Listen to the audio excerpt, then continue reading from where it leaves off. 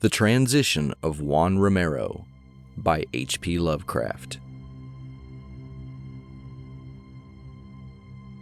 Of the events which took place at the Norton mine on October 18th and 19th, 1894, I have no desire to speak. A sense of duty to science is all that impels me to recall, in these last years of my life, scenes and happenings fraught with a terror doubly acute because I cannot wholly define it. But I believe that before I die, I should tell what I know of the, shall I say, transition of Juan Romero. My name and origin need not be related to posterity. In fact, I fancy it is better that they should not be, for when a man suddenly migrates to the States or the colonies, he leaves his past behind him. Besides, what I once was is not the least relevant to my narrative, save perhaps the fact that during my service in India I was more at home amongst white-bearded native teachers than amongst my brother officers. I had delved not a little into odd Eastern lore when overtaken by the calamities which brought about my new life in America's vast West, a life wherein I found it well to accept a name, my present one, which is very common and carries no meaning. In the summer and autumn of 1894, I dwelt in the drear expanses of the Cactus Mountains, employed as a common laborer at the celebrated Norton mine, which discovery by an aged prospector some years before had turned the surrounding region from a nearly unpeopled waste to a seething cauldron of sordid life.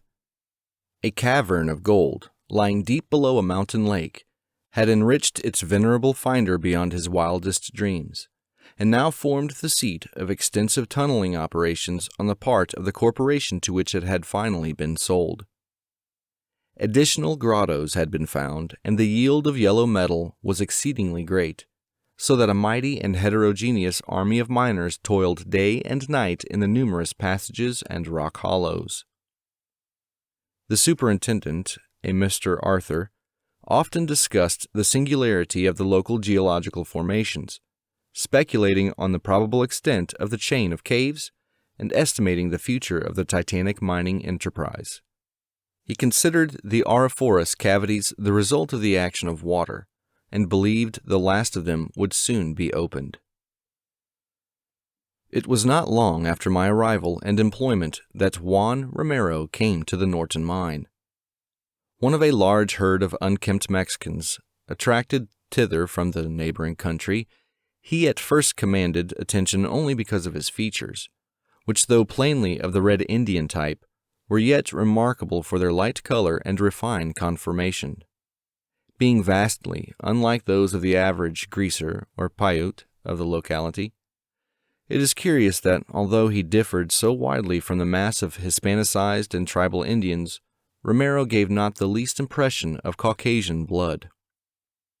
It was not the Castilian conquistador or the American pioneer, but the ancient and noble Aztec, whom imagination called to view when the silent peon would rise in the early morning and gaze in fascination at the sun as it crept above the eastern hills, meanwhile stretching out his arms to the orb as if in the performance of some rite whose nature he did not himself comprehend.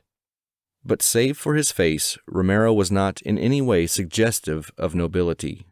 Ignorant and dirty, he was at home amongst the other brown-skinned Mexicans, having come, so I was afterward told, from the very lowest sort of surroundings.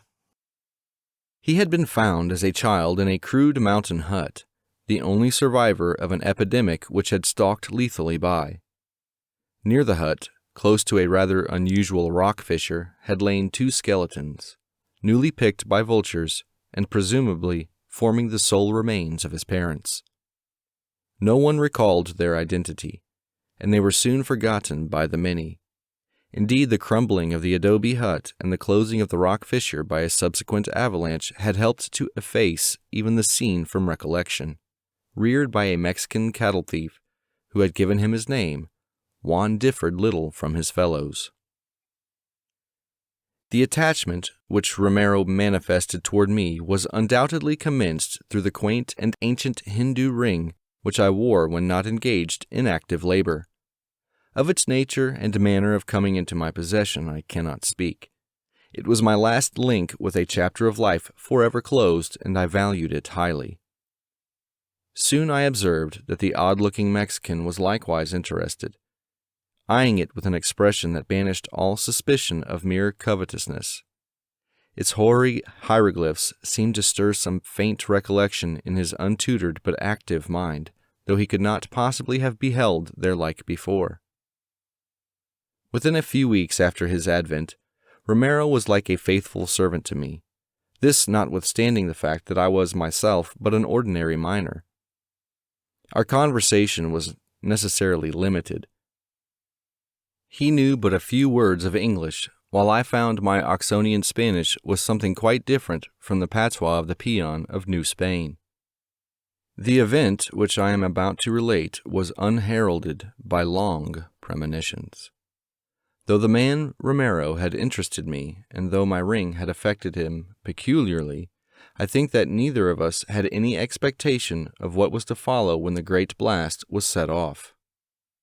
Geological considerations had dictated an extension of the mine directly downward from the deepest part of the subterranean area, and the belief of the superintendent that only solid rock would be encountered had led to the placing of a prodigious charge of dynamite. With this work Romero and I were not connected, wherefore our first knowledge of extraordinary conditions came from others. The charge, heavier perhaps than had been estimated, had seemed to shake the entire mountain. Windows and shanties on the slope outside were shattered by the shock, whilst miners throughout the nearer passages were knocked from their feet. Jewel Lake, which lay above the scene of action, heaved as in a tempest. Upon investigation, it was seen that a new abyss yawned indefinitely below the seat of the blast, an abyss so monstrous that no handy line might fathom it, nor any lamp illuminate it.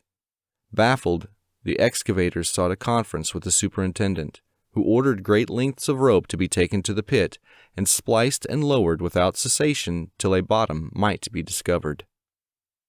Shortly afterward, the pale-faced workmen apprised the superintendent of their failure. Firmly, though respectfully, they signified their refusal to revisit the chasm, or indeed to work further in the mine until it might be sealed. Something beyond their experience was evidently confronting them, for so far as they could ascertain, the void below was infinite. The superintendent did not reproach them. Instead, he pondered deeply and made many plans for the following day. The night shift did not go on that evening. At 2 a.m, a lone coyote on the mountain began to howl dismally.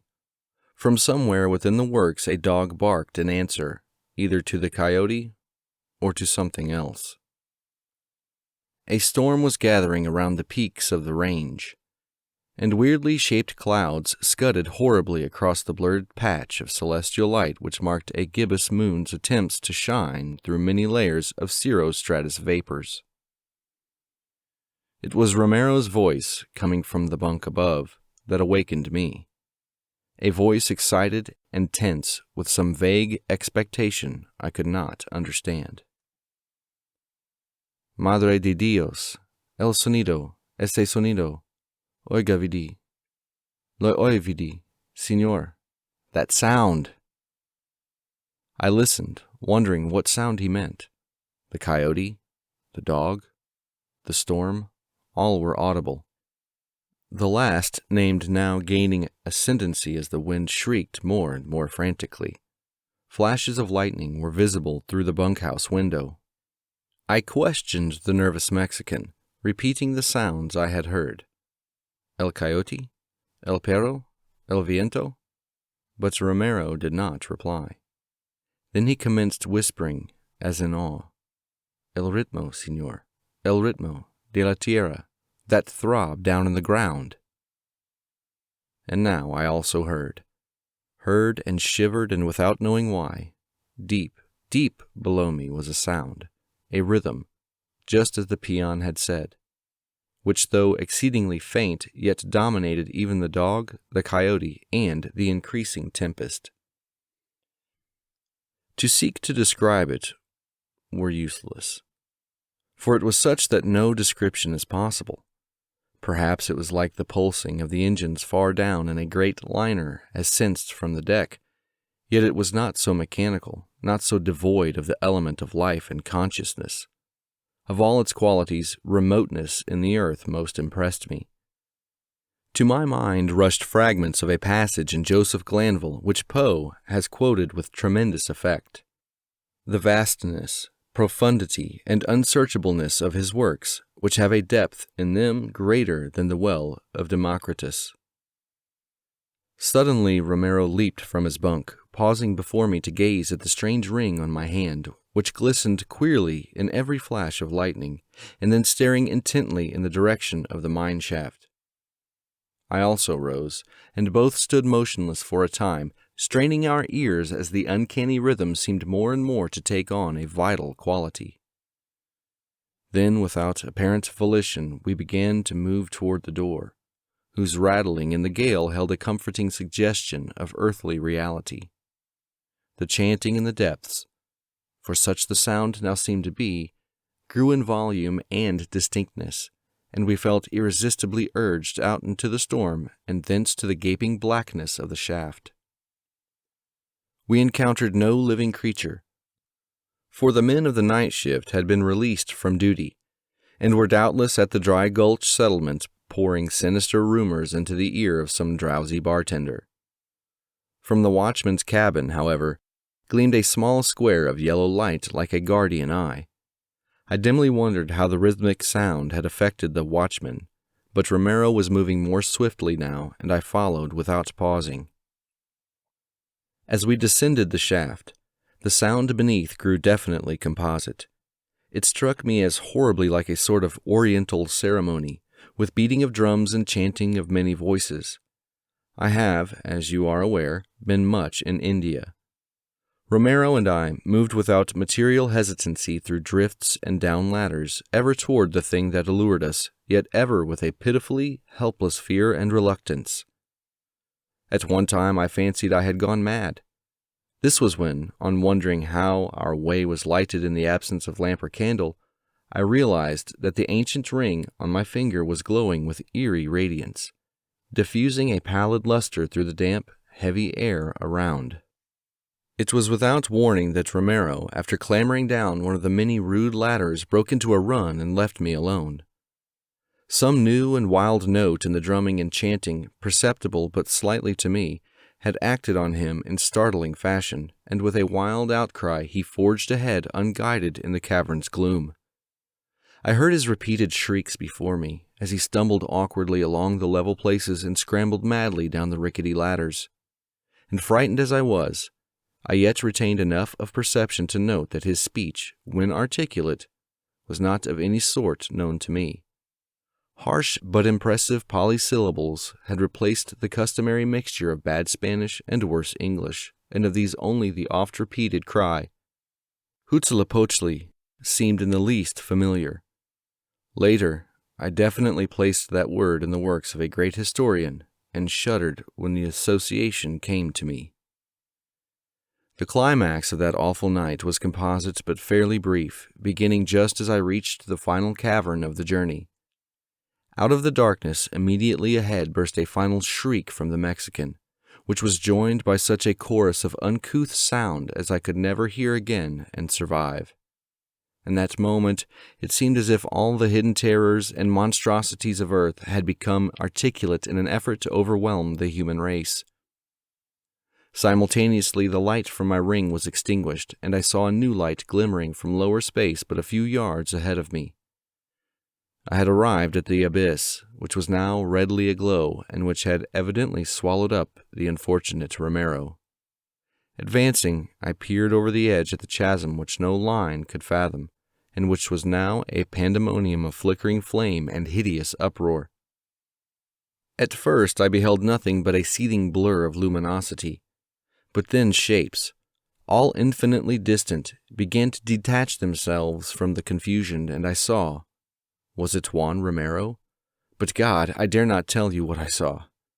Some power from heaven, coming to my aid, obliterated both sights and sounds in such a crash as may be heard when two universes collide in space.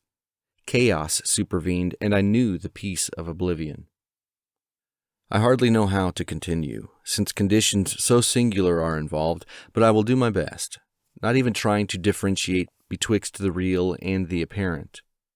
When I awaked, I was safe in my bunk, and the red glow of dawn was visible at the window.